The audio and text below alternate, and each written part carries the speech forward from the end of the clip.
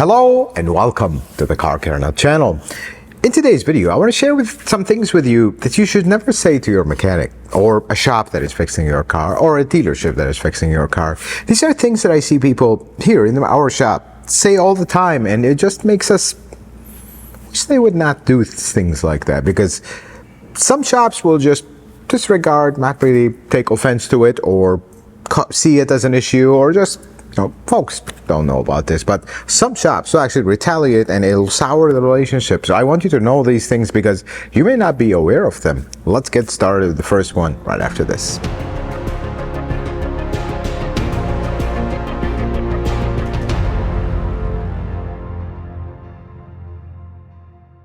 Don't go to a shop and tell them, my mechanic said to do this, or they tell you what's wrong with the car. Oh, I'll just have my mechanic fix it. Because the first thing they're going to say when you say that internally, they may not say it to your face. Most shops are nice folks. They're not going to just flat out come out like that.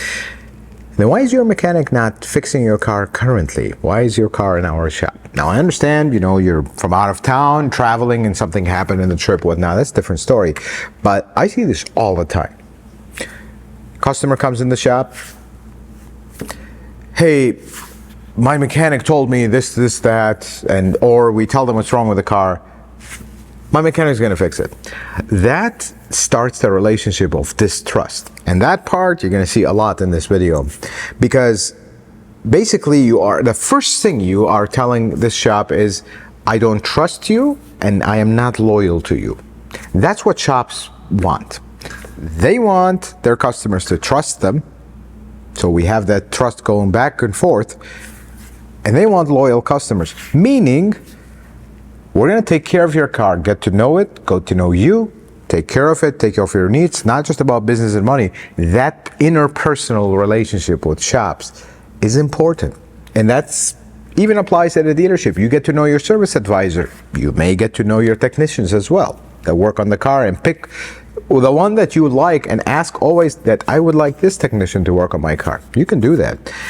But by using wordage like that, you're just shutting the doors. The shop will be like, well, why isn't your mechanic not fixing this car? And here's the scenarios that usually why that happens.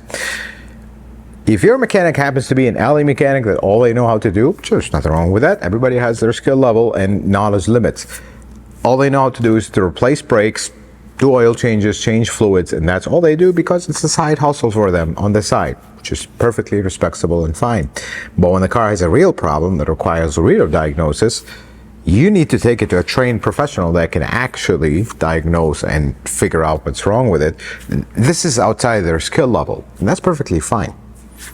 Or the shop you take your car to is one of those shops, and I see this a lot, one of those shops that just doesn't want to get involved with complicated stuff. We just want the in and out stuff. And I get that. Business-wise, you don't want to give yourself a headache.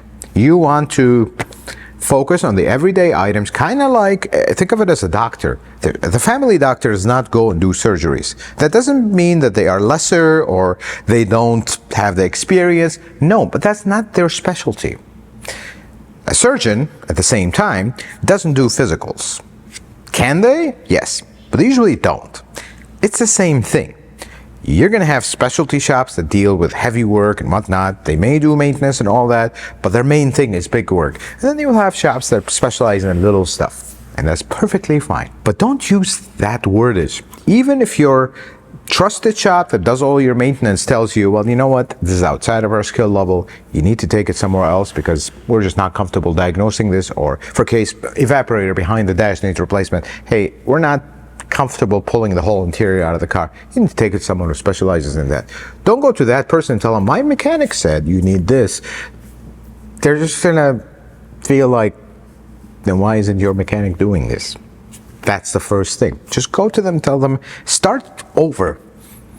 This is a problem with the car. I was referred to you.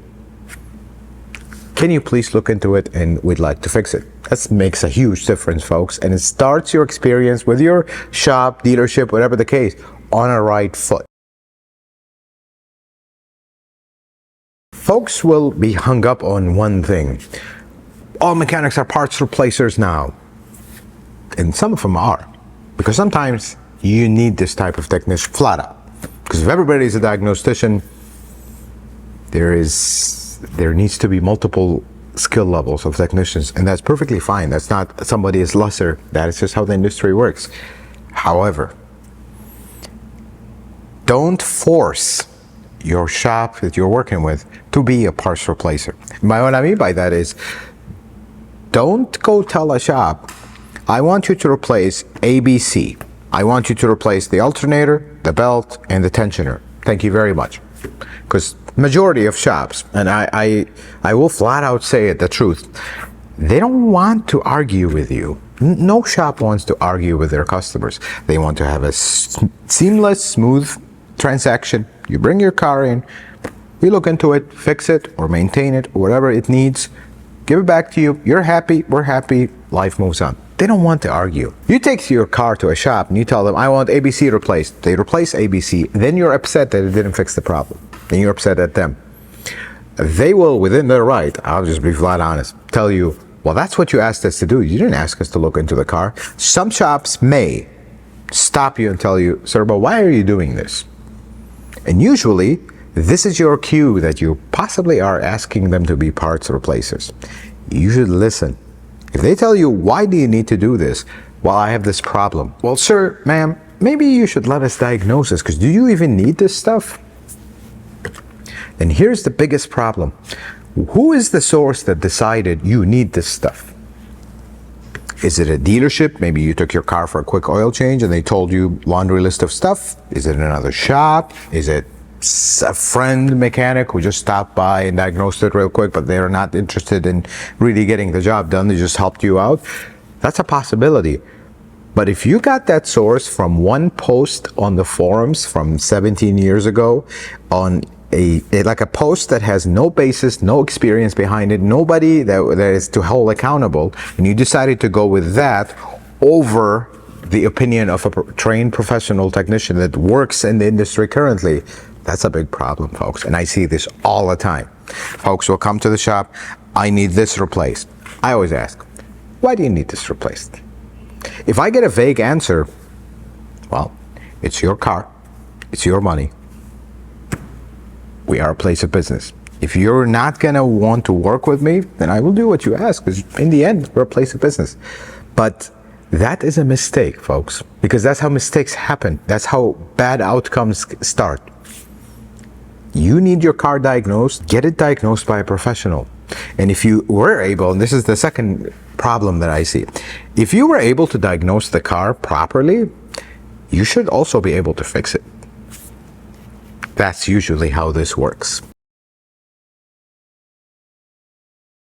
Trust goes both ways, folks. This is the most important thing that you realize, is that trust is a two-way street.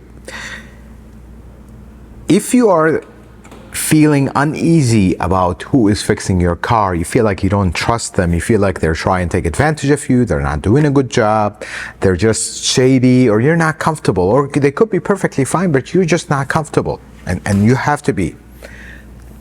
Find somebody else. There is plenty of shops, dealerships, independent mechanics, mobile mechanics, they're everywhere, folks. It's a trade, although it is suffering, this trade, by the way. Talk about that in a different video, but there's mechanics everywhere and shops everywhere. If you're not comfortable with one, go find another one. Don't be that one customer that doesn't trust the place and there's always, oh, did you do this? Show me. Did you do this? Show me. Did you do this? There come a point where they're just, it's gonna break the cycle of trust. Because you know what's worse than a customer not trusting the shop? The shop not trusting the customer. And this is where, unfortunately, in this industry, we went down a very wrong path with that. Because you will see a lot of folks that will not trust shops, and they will keep kind of checking and scanning for things that went south, so they can mention it and start the whole thing. That shops stop trusting them. And when shops stop trusting a customer, they will do the bare minimum, and actually smart shop owners will distance themselves from that, because we don't need to spend 3 hours after an oil change is done, explaining what we did and answering all the questions that are related to lack of trust. That is just not good. Because if you don't trust the person working on your car, you need to find somebody else that you do trust. That's a very important thing. And that trust goes both ways. It's very important, folks. Not asking the right questions to the shop or the dealership that is working on your car is something I see all the time. All the time. Very few people ask the right questions. And here are the right questions. Every job you do, what parts are you using? Are you using original parts? Are you using aftermarket?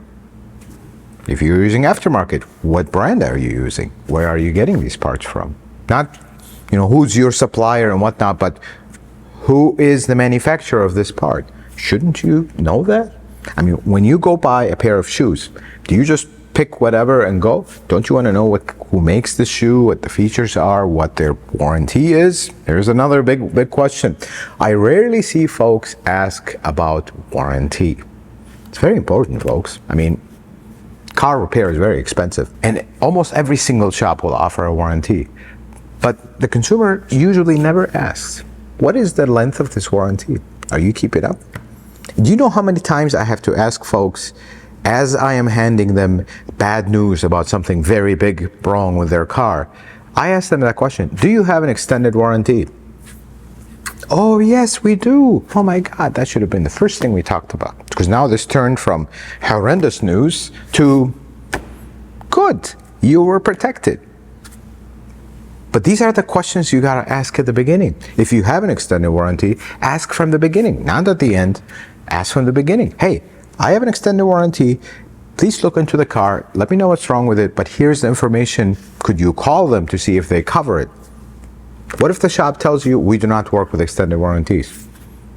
Well, you need to know that from the beginning, not after they already looked at the car, diagnosed it, charged you for the diagnosis, and then, sorry, can't fix it because you have an extended warranty. We don't work. And that's perfectly fine. Every business will have their way to operate, but you should ask the right questions.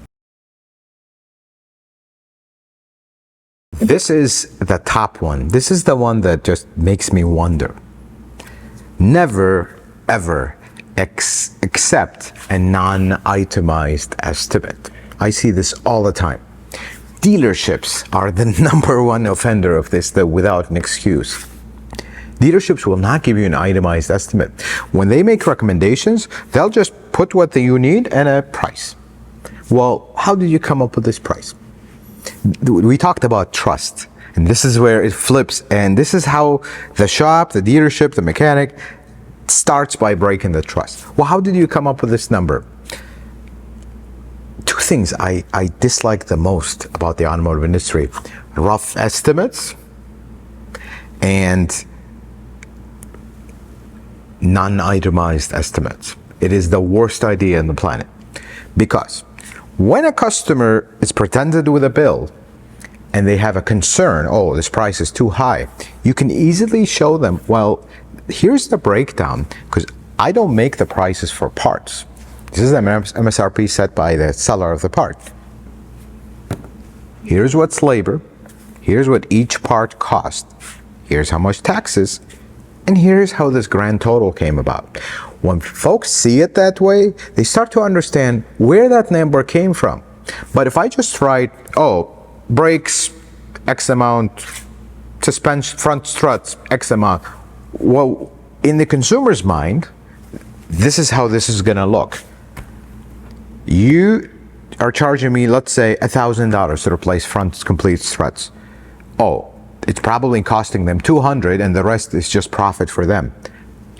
It's not how this works, but I can understand why folks will assume that way. Itemized estimates. You always gotta ask for them.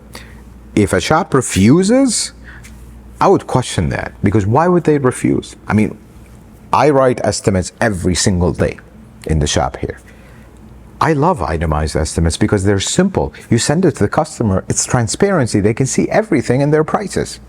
And the breakdown, where did that number come from? It's vital that you also know, because that's how you catch, are they using aftermarket parts? Are they using used parts? What's going on with it? That's how you catch it. And that shows you the level of organization of this shop. Is their estimate just a number they came up with and will hope for the best? Or did they actually write a proper estimate? Because I see this all the time, folks. Trust starts with transparency. An itemized estimate is transparency. And the worst thing is, I see this all the time, a big job, let's say an engine rebuild. Oh, it's $7,000. I rarely ever write a single estimate that comes up exactly and an even number. Do you know how that usually works in the automotive industry? I'm just going to tell you, I really dislike it, so you know.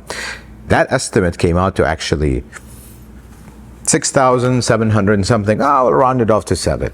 That's how usually that works. Whenever you see a flat number, question it, because it's usually upped to the nearest perfect number. No estimate comes out. I pride myself in writing estimates down to the cent. And folks will always laugh. Yes, but this is how much the estimate is, because that's basically what we're charging for labor plus the parts plus the taxes for the parts. It comes out to this. Not $1 more, not $1 less.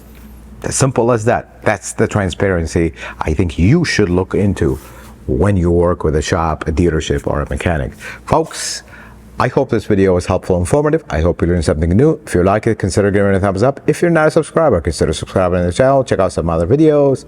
Until the next video, folks, may the Lord bless you and keep you, and you have yourself a wonderful day.